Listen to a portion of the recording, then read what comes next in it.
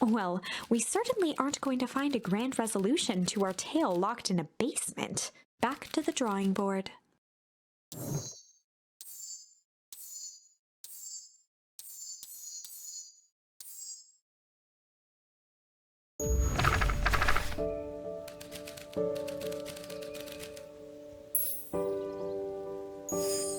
Luca began to respond, but the sky answered for him as the clouds above began to rumble with ominous thunder.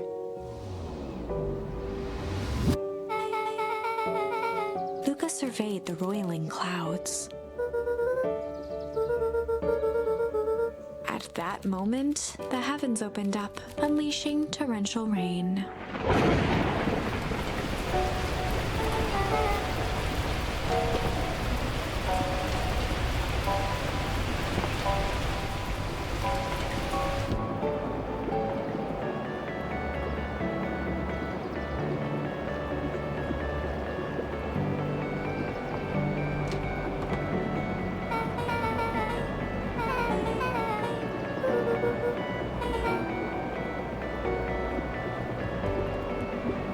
Luca squinted into the eye hole of the microscope. Luca adjusted the slide with his fingers to get a better look. Luca wiped his hand off on his sweater and gave a nervous laugh. Beck looked down, timidly tapping the ladder with her feet.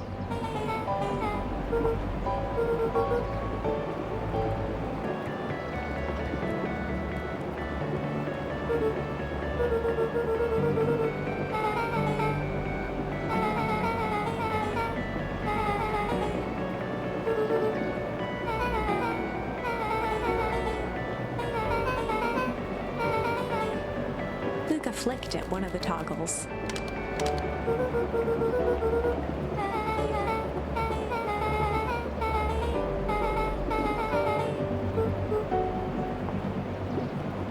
Luca bent down to examine the bouquet of wilting flowers. Judging by the odor, they were well past their prime.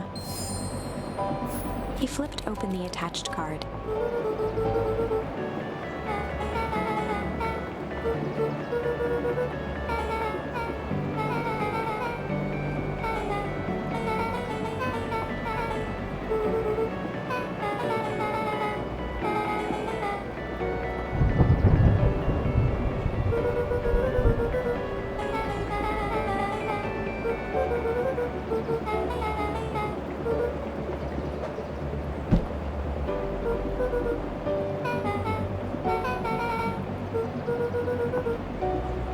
Beck took a moment to watch the rivulets of water running down the window.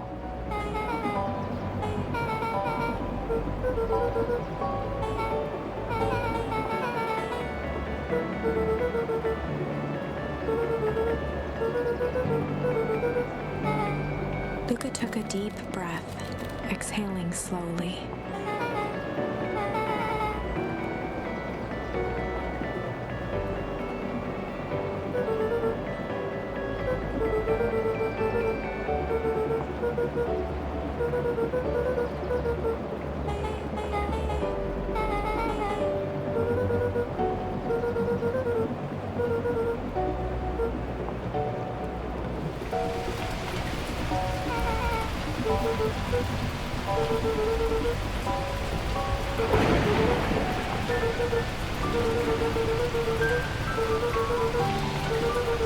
Luca let out a feral scream that echoed into the night.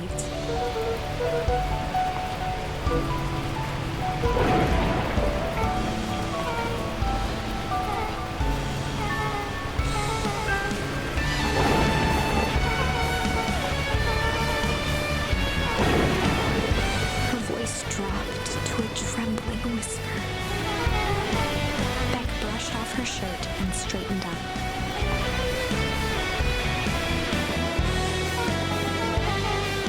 As abruptly as it began, the storm abated.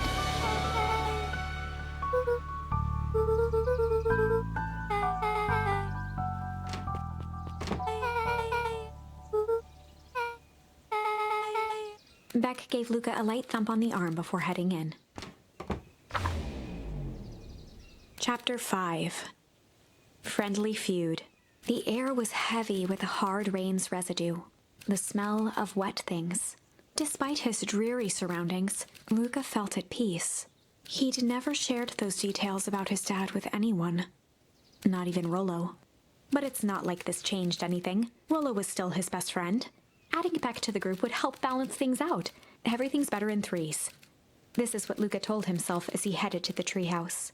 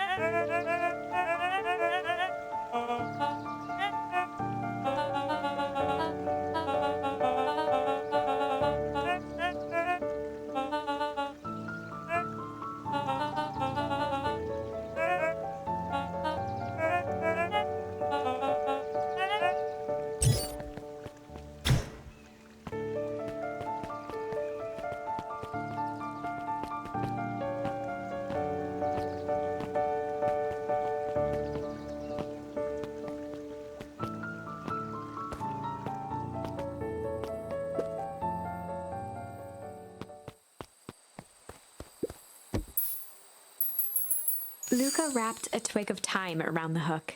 Some fish have refined taste.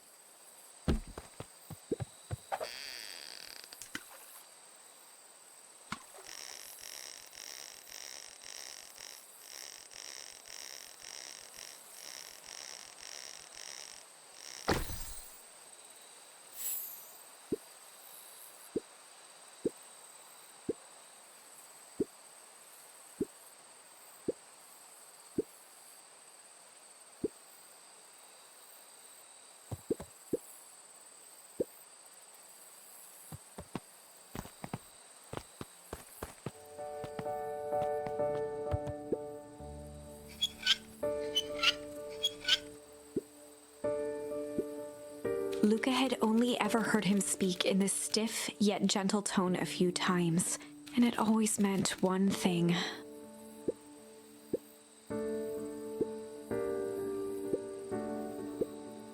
Rollo scoffed.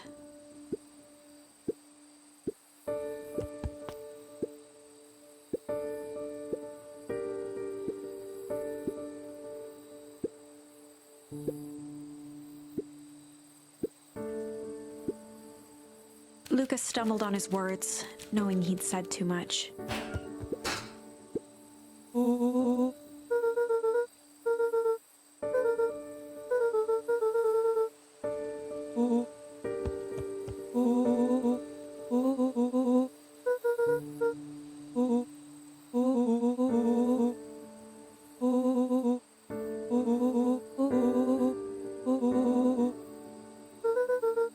Luca became instinctively angry in response.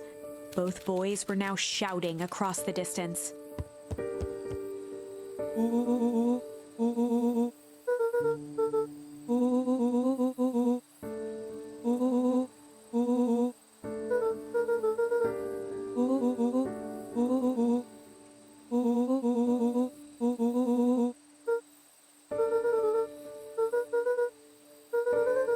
Rollo's tone changed to a calm, yet more intense anger.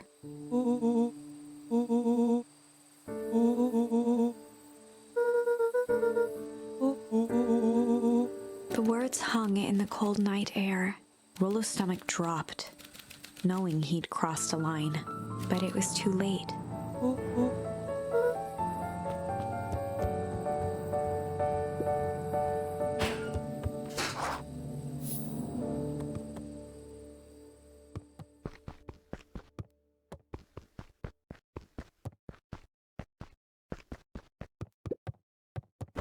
Luca dug through his old stuff, not even sure what he was looking for.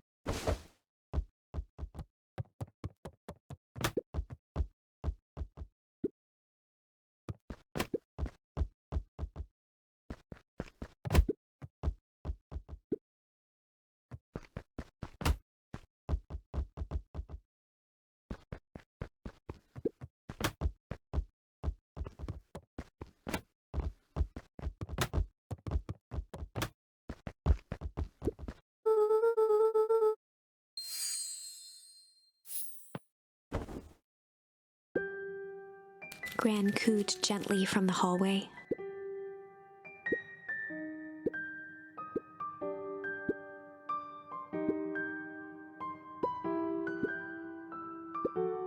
Luca just wanted to be alone. He waited to hear the sound of the front door closing.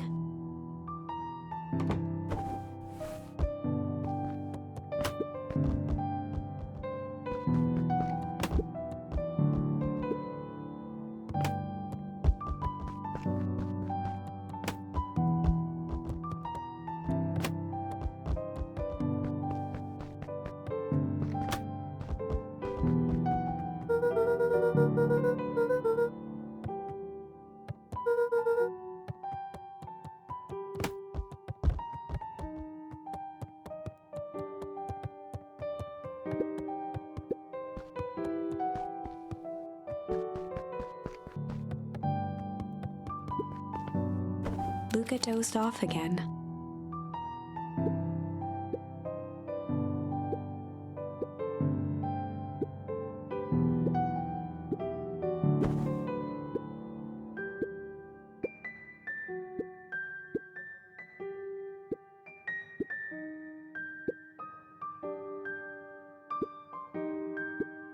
Luca still couldn't bring himself to go out. Besides, if he ran into Rollo, he'd have to actually confront the situation.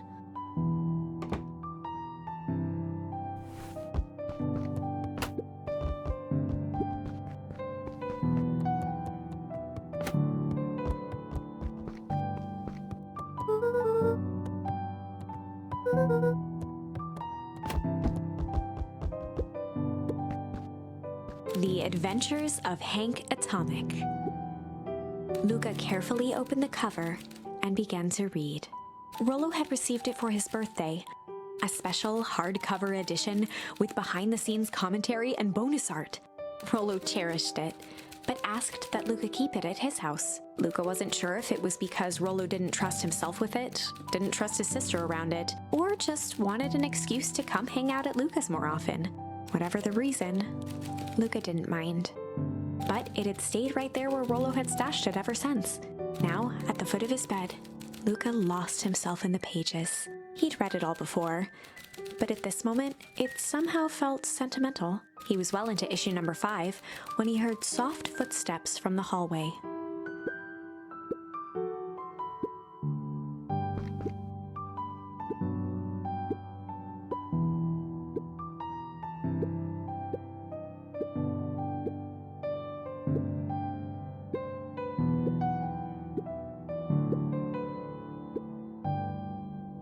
Without realizing it, Luca had pouted away the entire afternoon. He once again felt the weight of it all and allowed his weary eyes to close. Luca stood in a vast black expanse. He looked up at his father standing beside him. Walt was working a straw at the bottom of a fountain glass, trying to collect the last bits of milkshake. Dad, where are we? Taking a final loud gurgling sip, his father peered up from the glass. He jangled the straw playfully with a warm smile. then lifted the empty glass as if to point into the darkness. The source? Luca's eyes followed his father's gesture. In an instant, he was sitting in front of a blazing campfire. Across from him sat a large figure in a yellow hazmat suit. The figure's voice was a scratchy echo. Well, if it isn't the man of the hour, make yourself comfortable. Luca held his shivering hands over the flame to warm himself. It doesn't work that way here. Their yellow-gloved hand pointed to the base of the flame. It's a cold flame. See?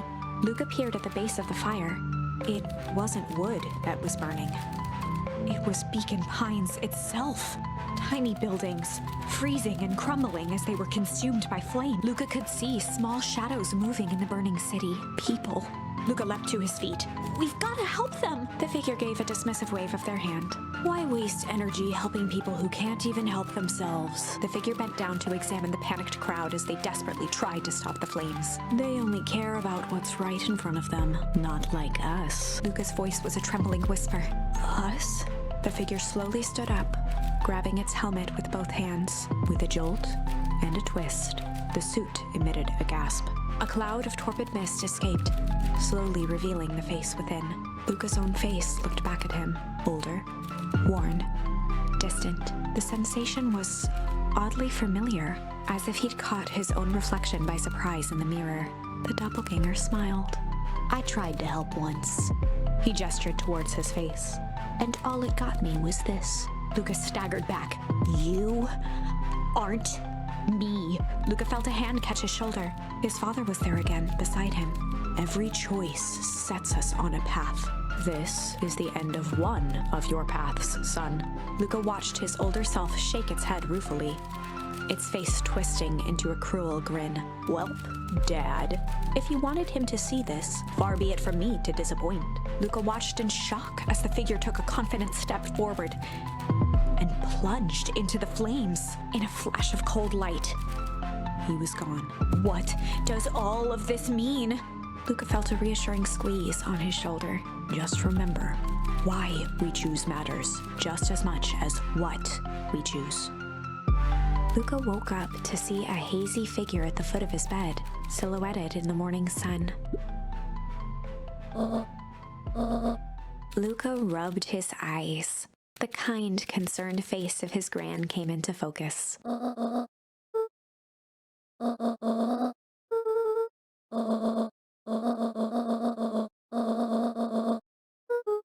Gran silenced Luca with a gentle pat on the leg.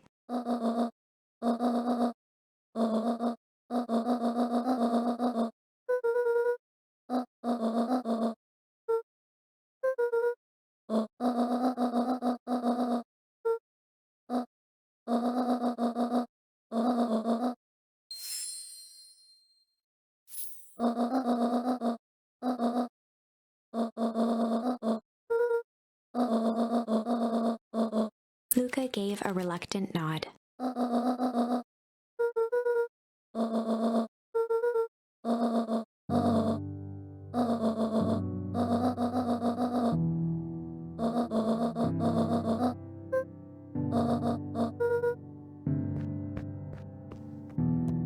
Luca took a deep breath.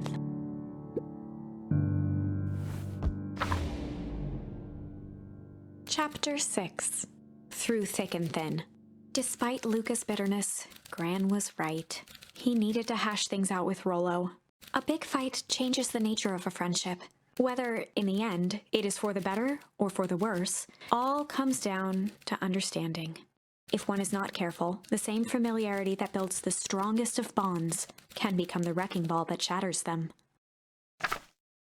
Luca emerged from seclusion, taking in the crisp festival air. But the events of the day weren't on his mind. He had to find Rollo.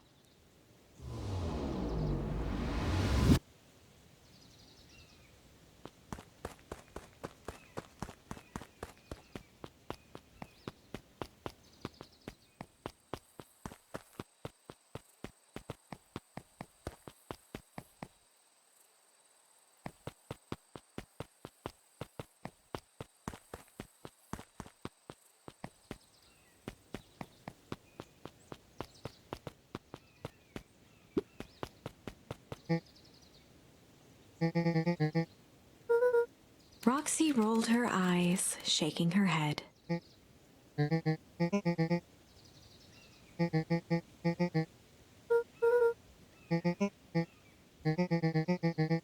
Luca looked down and kicked at the dirt.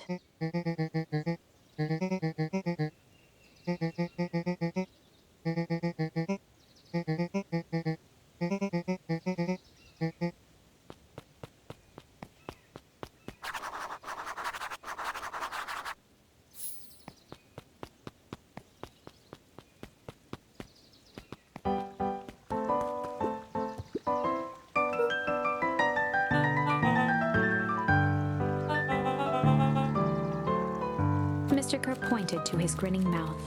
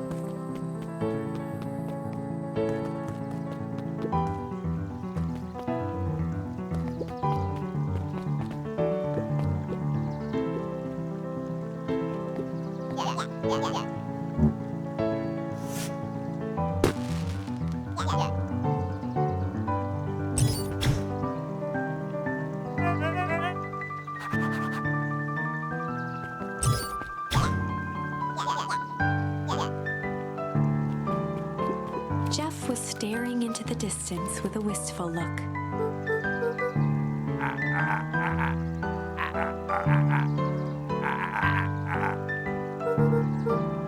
Jeff turned to Luca with a furrowed brow, then gave an understanding nod. For a moment, the two now shared that same wistful gaze.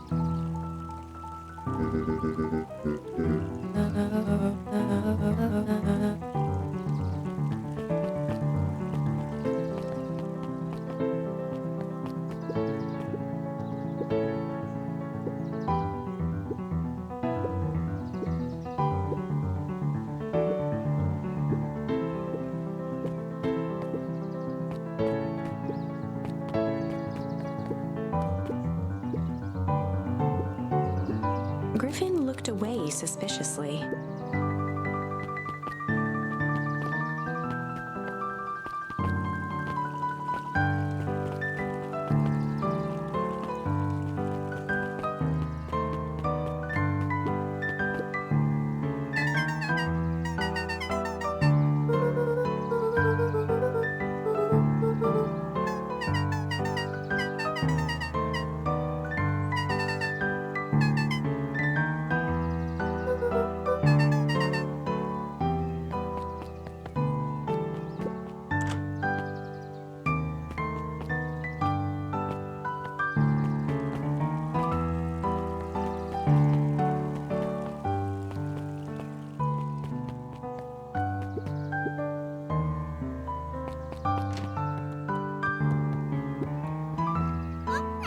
Kato's eyes lit with excitement.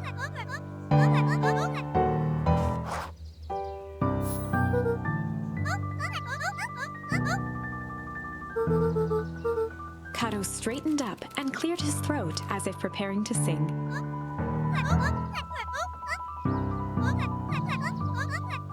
Kato stared at Luca eagerly.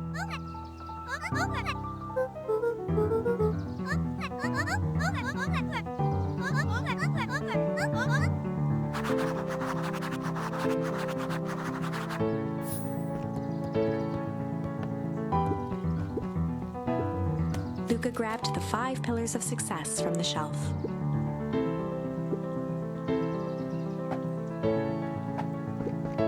Luca grabbed the issue with self-help.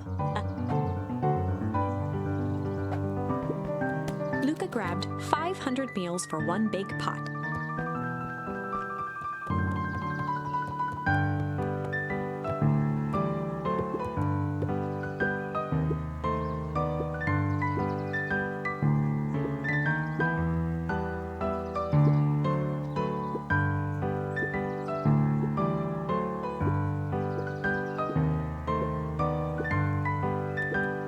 Luca grabbed the modern science of atomic radiation from the shelf.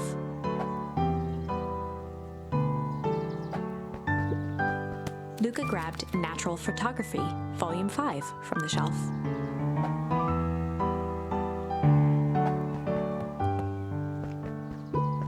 Luca grabbed The Adventures of Hank Atomic, Issue number 4, from the shelf. Luca grabbed The Adventures of Hank Atomic, Issue number 5, from the shelf.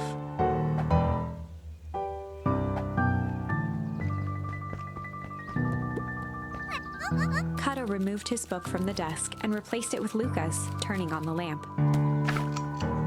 As he slid the book under the purple light, 2 words glowed: The Adventures of Hank Atomic, Issue 5. Luca clicked his tongue with recognition.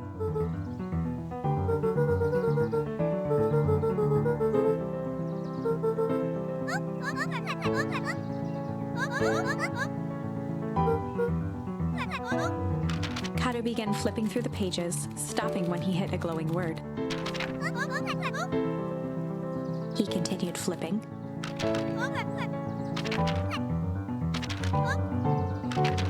Reaching the end of the book, Kato looked up.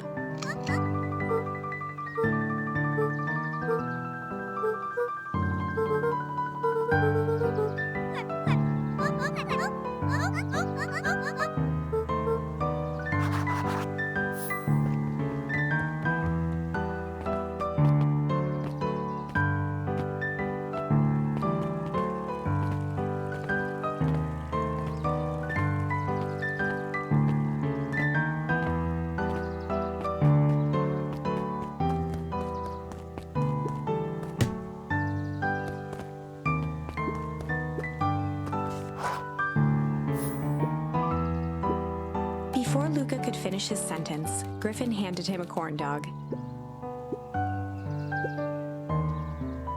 Luca shrugged, taking a sizable bite out of the corn dog.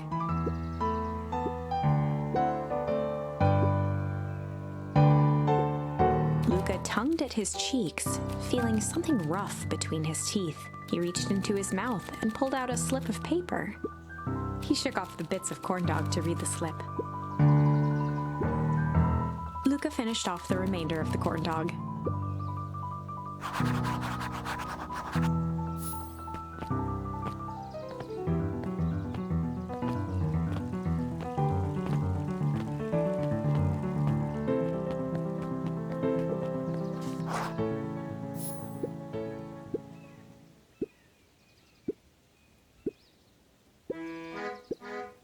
Lumi waved his hands around sarcastically as he began.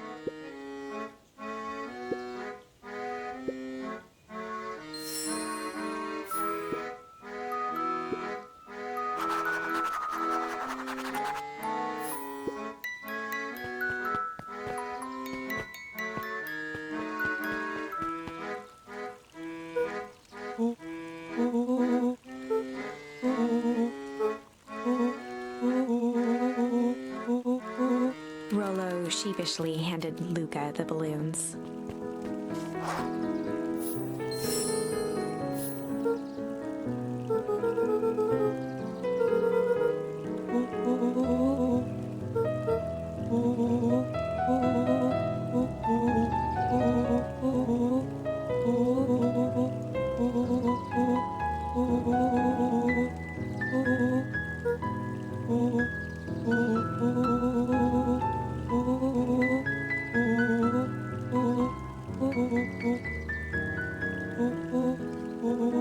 Luca threw himself at Rollo, hugging him as tightly as he could.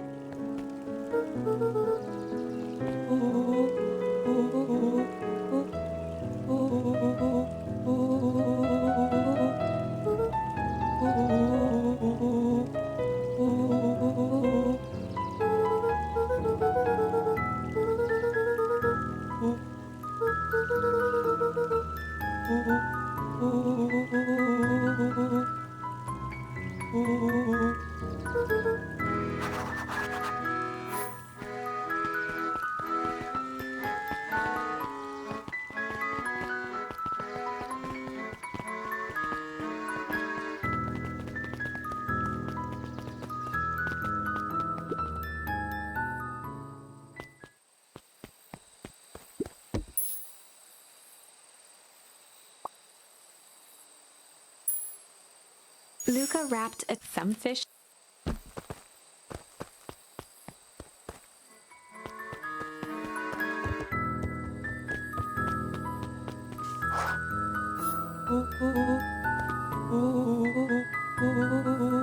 Rollo handed Luca an unopened letter. Luca, some things are going to happen that might be difficult for you to understand. If I am honest, I hardly understand them myself. But whatever happens, I need you to know that I love you. None of this is fair to you. You have already lost so much. We both have. I wish there was a simpler way forward. But if there is, I haven't thought of it. God knows I've tried. Everything I've done, I did for you. I hope someday you can accept that. Love, Gran. Luca folded the paper into his pocket and headed up the ladder.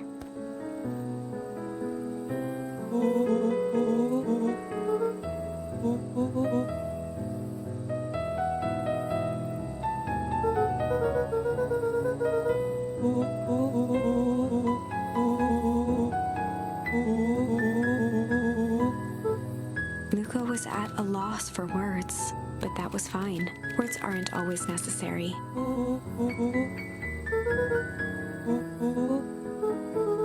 Sadly, this was untrue. A distant rumble shook the treehouse.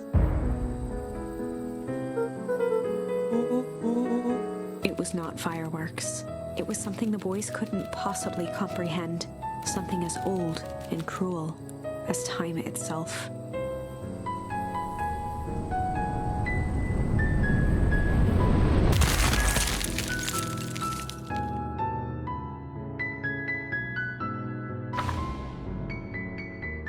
A shockwave of cold tore through the room. A bitter, unfathomable chill.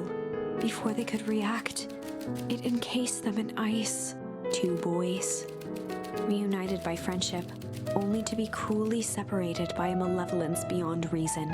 And so, our story ends on this melancholy scene. In a silent treehouse turned statuary. In a town brought low by its secrets, sits a pair of friends, alone, together, for the rest of time. The end. No, that can't be the ending. It simply can't. I won't accept it, and I hope you won't either. There are more endings, more possibilities. I can feel it. We are just going to have to sort through them all until we find the one that fits.